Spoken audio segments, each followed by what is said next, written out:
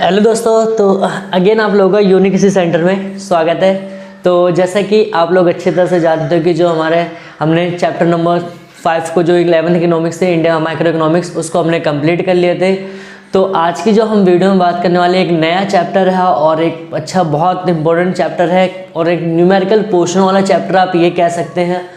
तो सबसे पहले हमें इसमें देखना, तो लेकिन आपको लोगों को मैं बता रहा हूँ कि अगर आप में से ऐसा कोई स्टूडेंट है जो चैनल पे फर्स्ट टाइम हमारे विजिट कर रहा है, तो सबसे पहले क्या करिए, आप लोग चैनल को सब्सक्राइब कर लीजिए ताकि आपको जो लेटेस्ट वीडियो आपको फ़ोन पे सबसे पहले मिले, और आप वीडियो को लाइक भी कर दीजिए।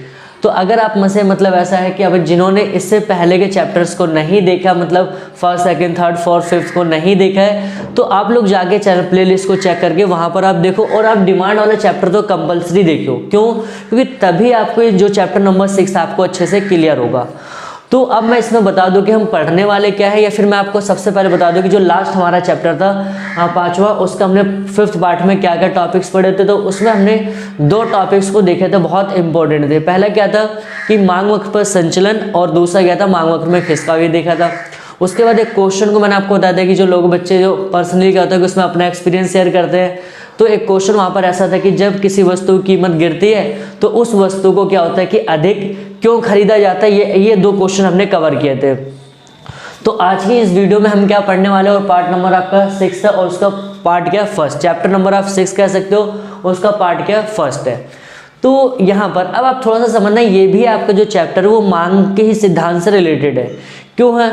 तो अभी तक हमने, मैं आपको बता दूं, अभी तक जो हमने चैप्टर पढ़ा था ना, हमें बस उसमें इस चैप्टर में ये बताया गया था कि अगर कीमत बढ़ेगी तो मांग क्या होगी, कम होगी, और कीमत घटेगी तो मांग क्या होगी, ज़्यादा होगी। यही अभी हमारे को जो एक अप्रोच दी गई थी वो थी। लेकिन यहाँ पर क्या होता है कि इस चैप्टर में जो बात करेंगे हम, वो क्या है कि वो अब ये देखेंगे कि हम अगर मान लेते हैं कि कोई वस्तु है उसकी प्राइस बढ़ती है तो उसकी डिमांड मतलब कितनी कम होती है, कितने प्रतिशत कम होती है। या फिर हम कह सकते हैं अगर कोई वस्तु की कीमत गिर रही है तो उसकी मतलब उसकी जो मांग में कितना चेंजेस आता है। तो मतलब एक न्यूमेरिकल की फॉर्म में हमें यहाँ पर क्या करना है, पढ़ना है। तो हम चैप्टर के नाम से शुरुआत करेंगे। पहला क्या कह रहा है आपका, मांग की लोच। तो आप लोगों के दिमाग में सबसे पहले डाउट्स आएंगे कि सर आप लोच वर्ड का मतलब बताइए क्या होता है। तो बिल्कुल मैं बताऊंगा, आप लोग बस वीडियो को पूरा देखिए शुरू से लेकर लास्ट तक। तो सबसे पहले देखिए लोच का मतलब क्या होता है। देखो, लॉस का सिंपल सा मतलब होता है चेंजेस। क्या कह सकते हो, परिवर्तन कह सकते हो। क्या कह सकते हो, परिवर्तन। अब सिंपल ये बात है, आपने पूरा हमने एक लॉ पढ़ के, लॉ ऑफ डिमांड हमने पढ़ा है कि अगर कीमत बढ़ेगी तो मांग क्या होगी, कम होगी, अगर कीमत घटेगी तो मांग क्या होगी, बढ़ेगी। ये टॉपिक तो हमने कवर देखा अच्छे से। तो अब वो हमें समझना कि जब कीमत की प्राइस में चेंज आ रहा है तो उसकी क्वांटिटी में कितना चेंज आएगा, मतलब उसकी कितना कम होगा, ज्यादा होगा, वो हमें पढ़ना है। और उस चेंज को ही क्या नाम दिया गया है, लोच। क्या नाम दिया गया उसका, मतलब लोच। किसकी, मांग की लोच, ऐसा कह सकते हो, या फिर मांग की कीमत लोच कह सकते हो। तो सबसे पहले हम इस चैप्टर के स्टार्टिंग जो करेंगे, हम क्या करेंगे, डेफिनेशन से करेंगे। और डेफिनेशन क्या है, मांग की कीमत लोच का मतलब क्या होता है, आपसे पूछा जाता है मांग की कीमत लोच से आप क्या समझते हैं।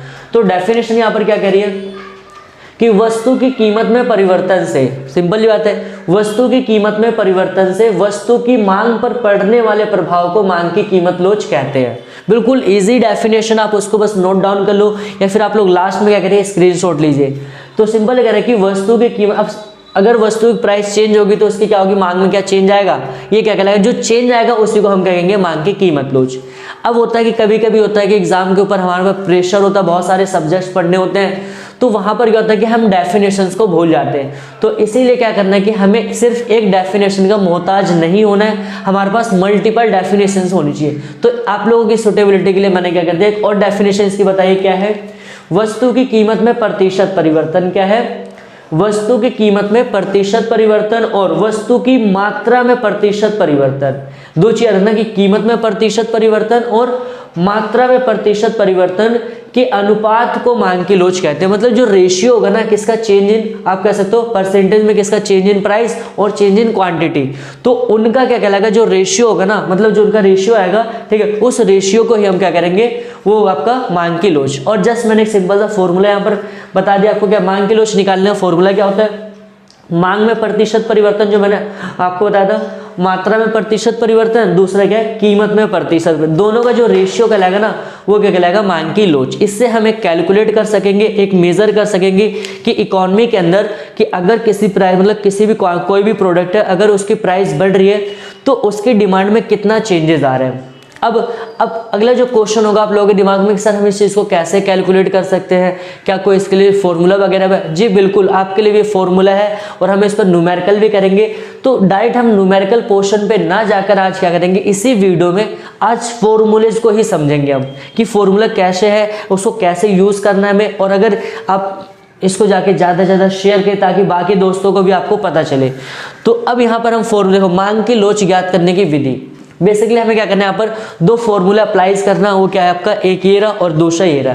फर्स्ट फॉर्मूला कह रहा है क्या है कि आपका ईडी, अब कहोगे सर ईडी का मतलब क्या होता है, तो सिंपल ही बात है, ईडी का मतलब क्या होता है, मतलब आपका इलास्टिसिटी ऑफ डिमांड, मतलब ई का मतलब क्या होगा इलास्टिसिटी, इलास्टिसिटी का मतलब क्या होता है आपकी लोच, और डी का मतलब होता है आपको मांग या डिमांड कह सकते हो। तो कह रहे हैं कि आपका परसेंटेज ऑफ आपका क्या होगा क्वांटिटी और परसेंटेज ऑफ आपका क्या होगा प्राइस में।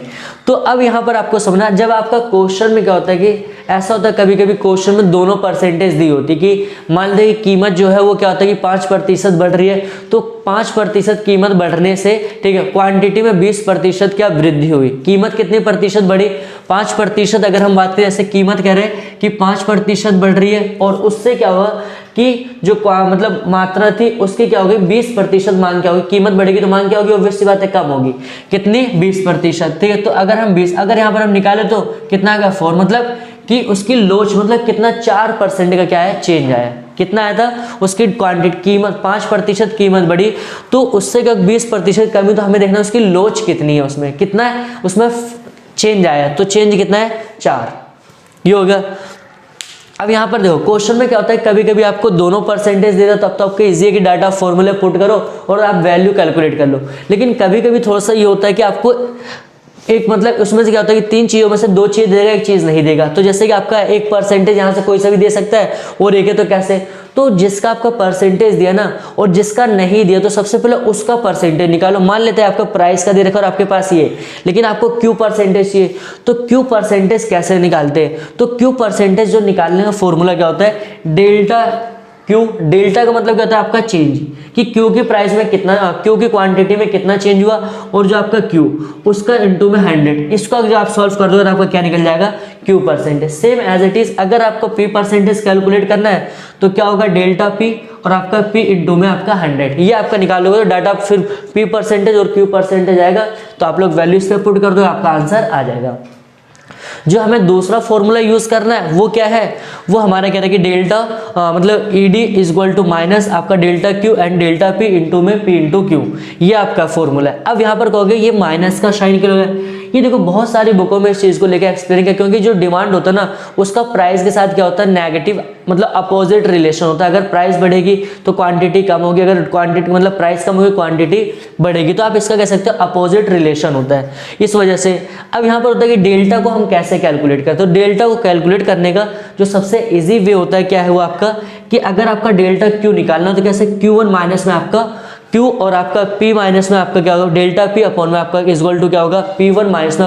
आपको इसको करेंगे कैसे, तो आप लोग बिल्कुल इस चीज़ की फिक्र मत करिए कि जो हमारा नेक्स्ट पार्ट होगा मतलब पार्ट सेकंड, उसमें हम क्या करेंगे पूरे के पूरे मतलब 4 से 5 क्वेश्चन को न्यूमेरिकल पे सॉल्व करेंगे और देखेंगे कि आंसर को कैसे, और दोनों मेथड पे ही करवाऊंगा मैं, आपको एक भी नहीं छोड़ूंगा, दोनों जैसे जैसे जितने टफ क्वेश्चन होंगे वो सारे के सारे मैं आप लोगों को करवाऊंगा। तो आप लोग क्या करिए चैनल को वीडियो को ज़्यादा से ज़्यादा लाइक करिए, शेयर करिए और चैनल को सब्सक्राइब करिए। So thanks for watching this video.